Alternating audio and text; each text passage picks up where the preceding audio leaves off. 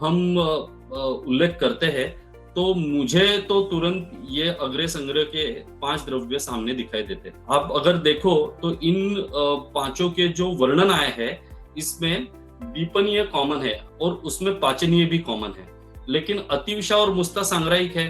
पिप्पली मूल का जो कार्य है वो अनाह प्रशमन करने वाला है, और चित्रक जो कि उस अर्श में भी सर्वश्रेष्ठ द्रव्य बताया है उसका स्पेसिफिक वर्ड आया है कि गुद शोथ अर्श शूल, इसका भी वो शमन करता है।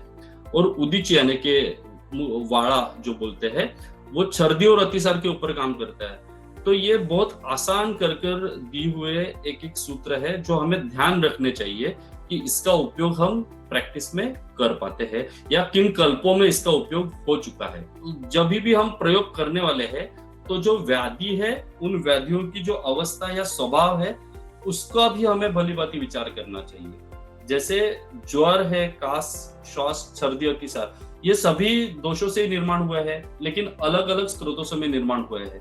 और ये सब होते हुए मूल क्या होता है, तो एक जगह पर दोष दृष्टि होती है, कुछ अग्नि का भाव दुष्ट होता है, लेकिन इसका जो प्रेजेंटेशन है वो कहाँ पे होगा या ये दोष व्यक्त कहाँ पे होंगे, ये कैसे तय होता है? ये तय होता है स्त्रोतो दृष्टि से। स्त्रोतस दृष्टि के अलग विषय है, लेकिन हमें ये ध्यान में रखना है कि स्त्रोतस दृष्टि के हेतु अलग से हो जाते हैं या व्याधि निर्माण कर जो हम हेतु बोलते हैं वो होते हैं, और वहां पे दोषों का आश्रय होता है और फिर प्रवृत्ति होती है। तो जैसे कि छर्दी और अतिसार क्या है, तो अति प्रवृत्ति होने वाले हैं। ये संप्राप्ति के 4 प्रकार है जो मैंने पहले एक स्लाइड में आपको याद दिलाए थे। छर्दी और अतिसार में अति प्रवृत्ति होती है।